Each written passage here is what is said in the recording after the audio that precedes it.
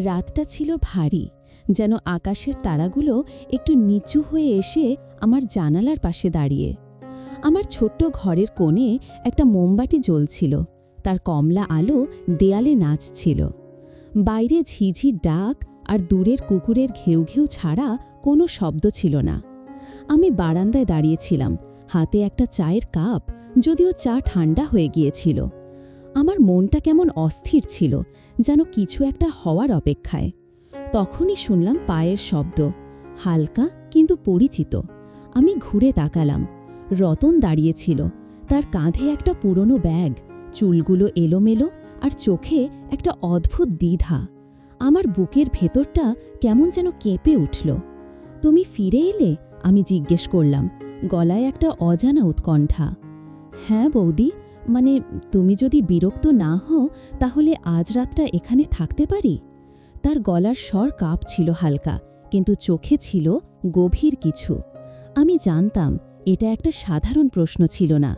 তার দৃষ্টি আমার দিকে স্থির ছিল, যেন আমার প্রতিটি শব্দ, প্রতিটি অঙ্গভঙ্গি মাপছে। আমি একটু থমকে গেলাম। রতন আমার দেবর, আমার স্বামীর ছোট ভাই। বছর দুয়েক আগে সে শহরে চলে গিয়েছিল কাজের খোঁজে। এর মধ্যে দু একবার এসেছে, কিন্তু প্রতিবারই তার সঙ্গে কথা বলতে গিয়ে আমার মনে হয়েছে সে শুধু আমার দেবর নয়, তার ভেতরে আরও কিছু লুকিয়ে আছে। তার চোখের দৃষ্টি, তার কথার মাঝে থাকা অসম্পূর্ণ বাক্যগুলো যেন আমাকে কিছু বলতে চায়, কিন্তু বলে না। ঘরে জায়গা তো আছে, আমি শান্ত স্বরে বললাম, যদিও আমার বুকের ভেতরে ধুকপুক শব্দ যেন বাড়ছিল।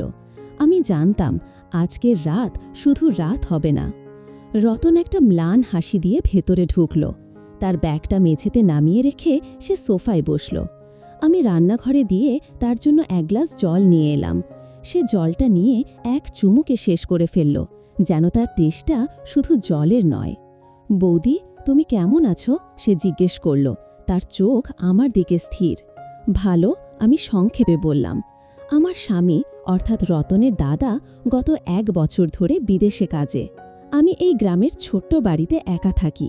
প্রতিবেশীরা আছে, কিন্তু তাদের সঙ্গে কথা বলে মন ভরে না। রতনের আগমন যেন আমার এই একাকিত্বের মাঝে একটা ঢেউ তুলেছে। দাদা কবে ফিরবে? সে আবার জিজ্ঞেস করল। আমি বললাম চোখ নামিয়ে। আমি জানতাম এই প্রশ্নের পেছনে আর একটা প্রশ্ন লুকিয়ে আছে। রাত নেমে এলো ধীরে ধীরে। আমি রান্নাঘরে গিয়ে রাতের খাবার তৈরি করতে লাগলাম। রতন এসে রান্নাঘরের দরজায় দাঁড়াল। বৌদি, আমি কি কিছু সাহায্য করব? তার গলায় একটা আন্তরিকতা ছিল, কিন্তু তার দৃষ্টি আমার হাতের দিকে নয়, আমার মুখের দিকে ছিল। না, ঠিক আছে, আমি বললাম, কিন্তু আমার গলা যেন একটু কেঁপে গেল। তার উপস্থিতি আমার শরীরে একটা অদ্ভুত শিহরণ জাগাচ্ছিল। আমি নিজেকে বোঝালাম এটা ঠিক নয়, আমি তার বৌদি, তার দাদার স্ত্রী। কিন্তু মনের ভেতরে একটা কণ্ঠস্বর বলছিল, তুমি তো মানুষ, অনুভূতি তোমারও আছে। খাবারের পর আমরা বসার ঘরে বসলাম। মোমবাতির আলোটা এখন আরও ম্লান হয়ে এসেছিল। বাইরে বৃষ্টি শুরু হয়েছে, হালকা, কিন্তু সেই শব্দ আমার মনের অস্থিরতাকে আরও বাড়িয়ে দিচ্ছিল। হঠাৎ রতন বলে উঠল, বৌদি, তুমি কি কখনো এমন কাউকে চেয়েছ যাকে পাওয়া উচিত না? আমি চমকে উঠলাম। তার প্রশ্নটা শুধু জিজ্ঞেস করা নয়, যেন আমার ভেতরের অনুভূতিকে ছুঁয়ে যাচ্ছিল। আমি কিছুক্ষণ চুপ করে রইলাম, তারপর বললাম, তুই কেন এমন প্রশ্ন করছিস রতন? সে একটু হাসল, কিন্তু তার হাসিতে একটা কষ্ট লুকিয়েছিল। জানি না বৌদি, মাঝে মাঝে মনে হয় কিছু জিনিস আমাদের হাতের নাগালে থাকে, কিন্তু তবু আমরা তাকে ছুঁতে পারি না। আমার বুকের ধুকপুকানি আরও জোরে হলো। আমি জানতাম সে কি বলতে চাইছে, কিন্তু আমি এই কথোপকথন আর এগোতে দিতে চাইলাম না। রাত অনেক হয়েছে, তুই ঘুমিয়ে পড়, আমি বললাম উঠে দাঁড়িয়ে। রতনও উঠে দাঁড়ালো। তার চোখে একটা অসম্পূর্ণ কথা ঝুলে রইল। সে আমার দিকে এক পা এগিয়ে এলো, কিন্তু থেমে গেল। শুভ রাত্রি বৌদি, সে বলল, তারপর তার ঘরের দিকে চলে গেল। আমি আমার ঘরে ফিরে এলাম। বিছানায় শুয়ে থাকলেও ঘুম আসছিল না। বাইরের বৃষ্টির শব্দ, রতনের কথাগুলো, তার চোখের সেই দৃষ্টি, সব মিলিয়ে আমার মনের ভেতরে একটা ঝড় উঠছিল।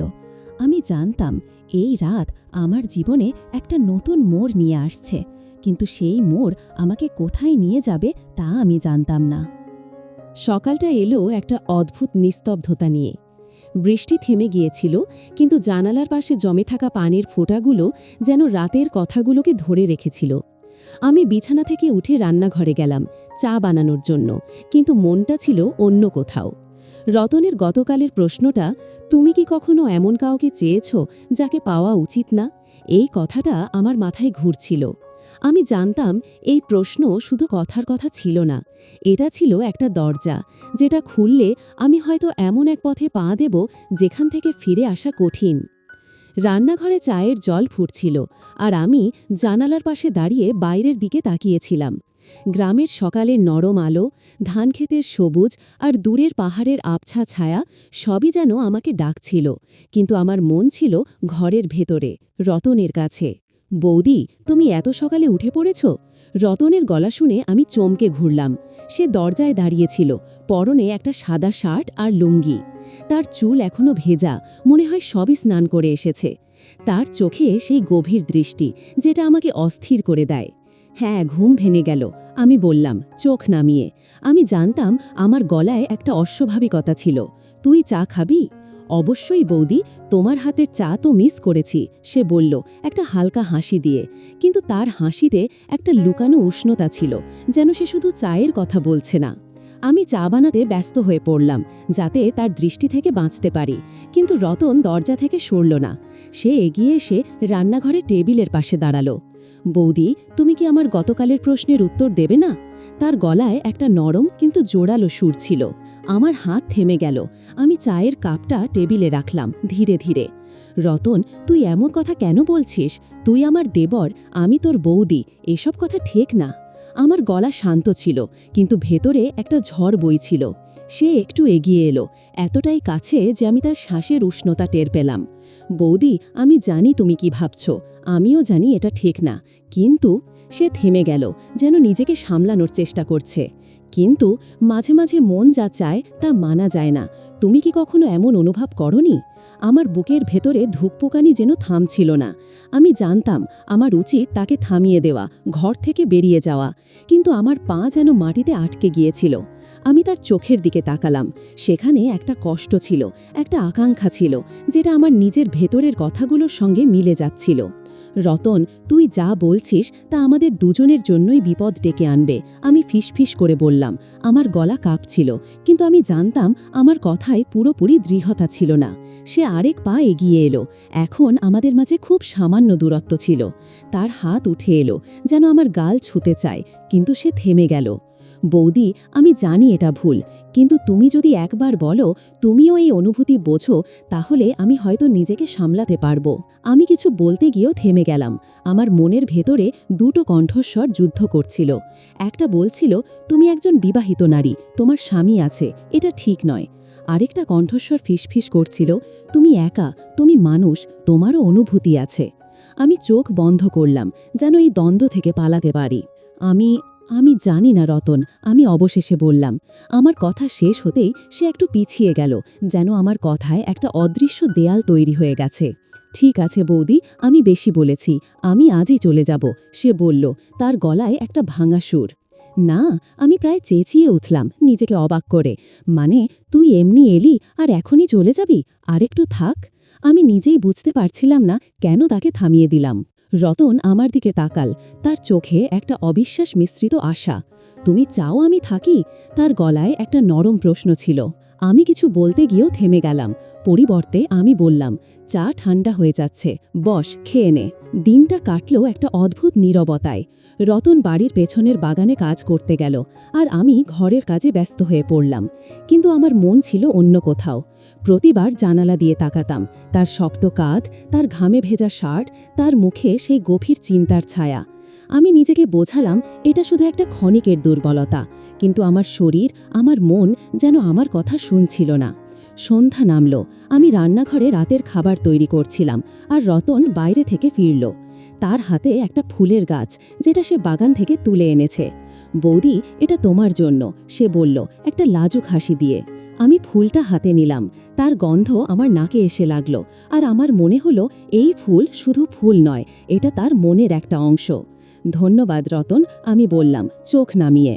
রাতের খাবারের সময় আমরা খুব কম কথা বললাম, কিন্তু প্রতিটি নীরব মুহূর্তে একটা অদৃশ্য উত্তেজনা ছিল। খাওয়া শেষ হলে রতন বলল, বৌদি, আমি কি একটু বাইরে বসতে পারি? রাতটা বড় সুন্দর। আমি মাথা নাড়লাম। আমরা দুজনে বারান্দায় গিয়ে বসলাম। আকাশে চাঁদ ছিল, তার আলো আমাদের মুখের উপর পড়ছিল।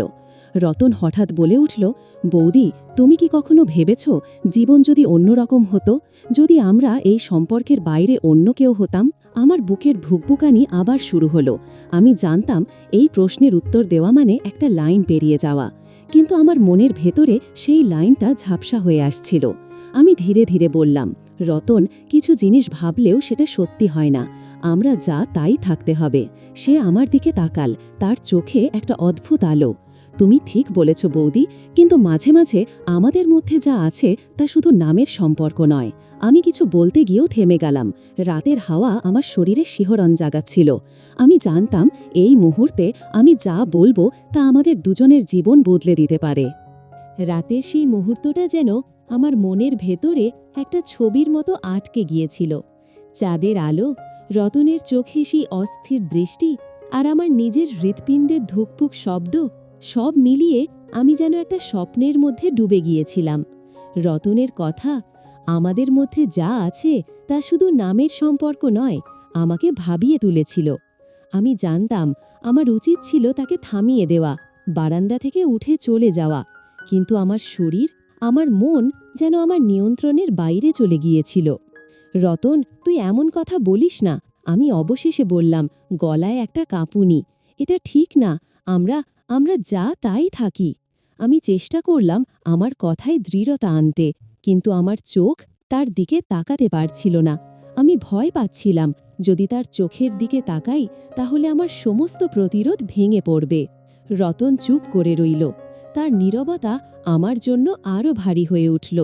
সে ধীরে ধীরে বলল, বৌদি, আমি জানি এটা ভুল, আমি জানি আমার এসব ভাবা উচিত না, কিন্তু তুমি যখন আমার সামনে থাকো আমি নিজেকে সামলাতে পারি না। তার গলায় একটা কষ্ট ছিল, একটা আকাঙ্ক্ষা ছিল, যেটা আমার হৃদয়ের গভীরে গিয়ে ধাক্কা দিচ্ছিল। আমি উঠে দাঁড়ালাম, যেন তার কথাগুলো থেকে পালাতে চাই। রাত হয়েছে রতন, আমি ঘুমোতে যাচ্ছি, আমি বললাম, দ্রুত ঘরের দিকে পা বাড়িয়ে। কিন্তু আমার পায়ের নিচের মাটি যেন কাঁপছিল। আমি জানতাম আমি শুধু তার কথা থেকে পালাচ্ছি না, আমার নিজের মনের ঝড় থেকেও পালাচ্ছি। ঘরে ফিরে আমি দরজা বন্ধ করলাম। বিছানায় শুয়ে থাকলেও ঘুম আসছিল না। বাইরে আবার বৃষ্টি শুরু হয়েছে, এবার একটু জোরে। বৃষ্টির শব্দ আমার মনের অস্থিরতাকে আরও বাড়িয়ে দিচ্ছিল।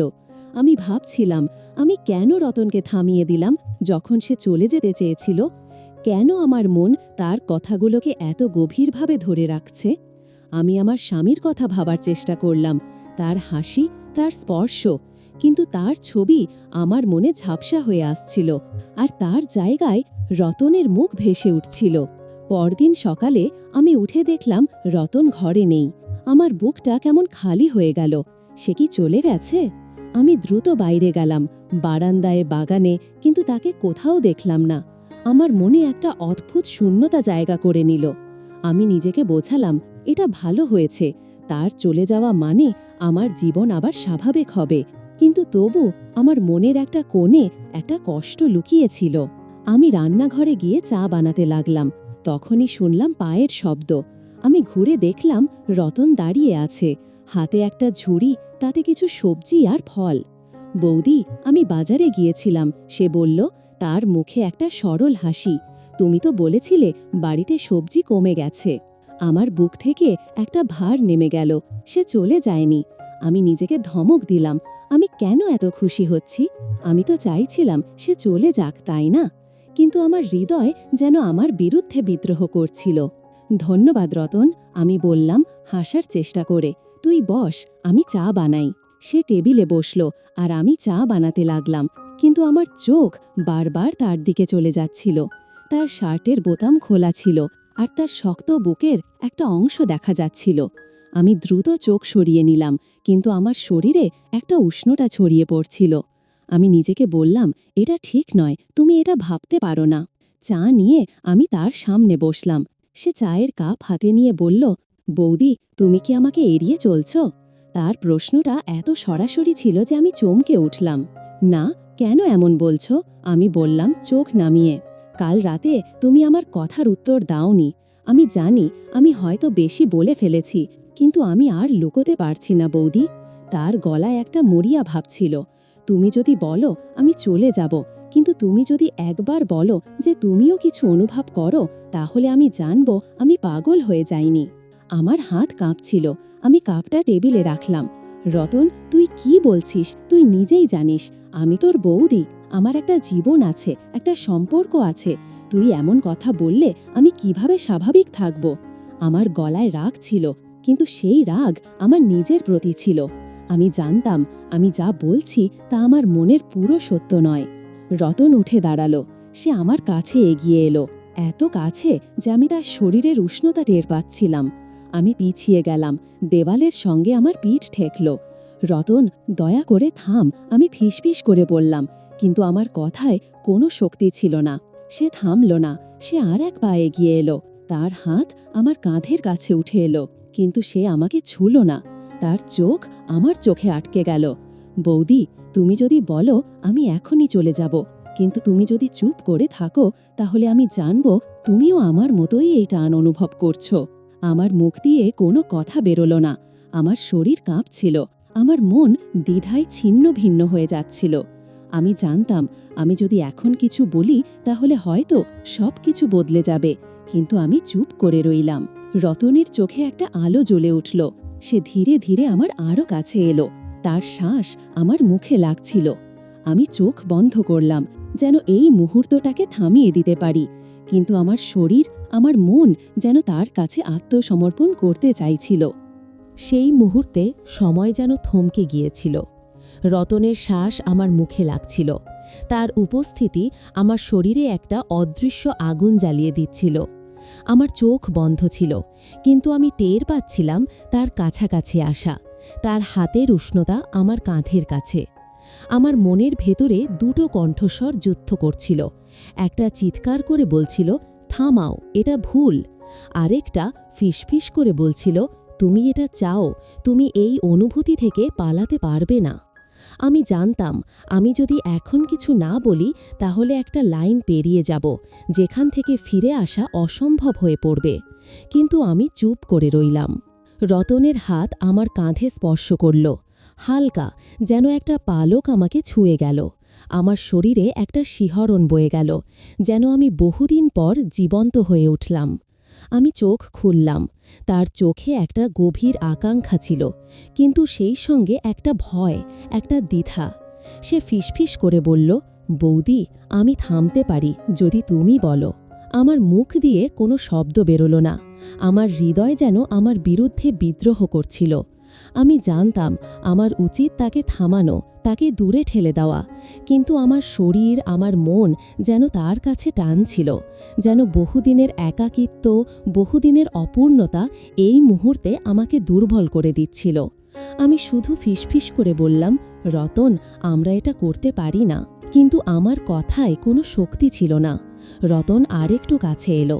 তার হাত এখন আমার কাঁধ থেকে আমার হাতের দিকে নেমে এলো। তার স্পর্শে আমার শরীরে একটা বিদ্যুৎ খেলে গেল। বৌদি, আমি জানি এটা ভুল, সে বলল। তার গলা কাঁপছিল। কিন্তু আমি আর লুকোতে পারছি না। তুমি যদি আমাকে একবার বলো যে তুমিও এই টান অনুভব করছো, তাহলে আমি জানব আমি একা নই। আমার চোখে পানি এসে গেল। আমি জানতাম সে ঠিক বলছে। আমি এই টান অনুভব করছিলাম, কিন্তু সেই সত্য স্বীকার করা মানে আমার নিজের জীবনের সব কিছু ভেঙে ফেলা। আমি ধীরে ধীরে বললাম, রতন, আমি তোর বৌদি। আমার একটা জীবন আছে, একটা দায়িত্ব আছে। আমরা এই পথে যেতে পারি না। রতনের চোখে একটা কষ্টের ছায়া পড়ল। সে পিছিয়ে গেল। তার হাত আমার হাত থেকে সরে গেল। তুমি ঠিক বলেছ বৌদি, সে বলল, তার গলায় একটা ভাঙা সুর। আমি বেশি বলে ফেলেছি। আমি কাল সকালে চলে যাব।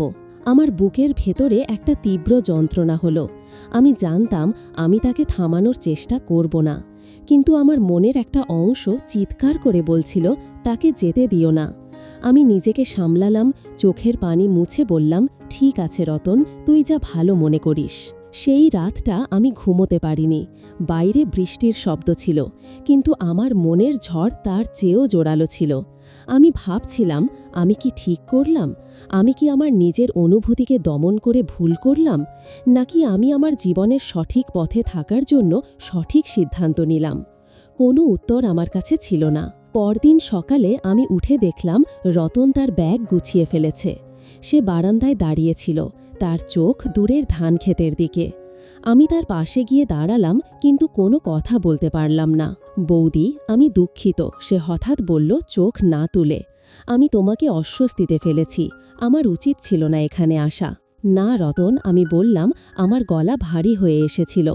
তুই যা অনুভব করছিস তা আমি বুঝি, কিন্তু আমরা দুজনেই জানি এটা সম্ভব না। সে আমার দিকে তাকালো, তার চোখে একটা অদ্ভুত শান্তি ছিল। তুমি ঠিক বলেছ বৌদি, আমি চলে যাচ্ছি, কিন্তু আমি তোমাকে কখনো ভুলব না। আমার চোখে আবার পানি এসে গেল। আমি জানতাম আমিও তাকে ভুলতে পারব না, কিন্তু আমি চুপ করে রইলাম। সে তার ব্যাগ কাঁধে তুলে নিল, তারপর ধীরে ধীরে বাড়ির গেটের দিকে হাঁটতে শুরু করল। আমি তাকে দাঁড়িয়ে দেখলাম যতক্ষণ না সে দূরের পথে মিলিয়ে গেল। দিনগুলো কাটতে লাগল। আমার জীবন আবার সেই পুরনো ছন্দে ফিরে গেল, একা, নীরব।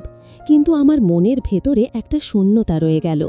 রতনের সেই দৃষ্টি, তার সেই স্পর্শ, তার কথাগুলো আমার মনে একটা আয়নার মতো ভেসে উঠত। আর সেই আয়নায় আমি নিজেকে দেখতাম, একজন নারী যে তার দায়িত্ব পালন করেছে, কিন্তু তার নিজের একটা অংশ হারিয়ে ফেলেছে। কয়েক মাস পর আমার স্বামী ফিরে এলো। তার হাসি, তার কথাবার্তা আমাকে আগের মতোই স্বাভাবিক লাগল, কিন্তু আমার মনের একটা কোণে রতনের ছায়া লুকিয়ে রইল। আমি জানতাম আমি তাকে কখনো বলতে পারবো না। আমি জানতাম আমার এই গল্প কখনো কেউ জানবে না, কিন্তু আমার হৃদয় জানত আমি একটা নিষিদ্ধ টানের মুখোমুখি হয়েছিলাম, আর সেই টান আমাকে চিরকালের জন্য বদলে দিয়েছে। আজকের গল্পটি এই পর্যন্ত। কি দেখা হবে নতুন কোনো গল্প নিয়ে? সাবস্ক্রাইব করে আমার সাথেই থাকুন। বাই।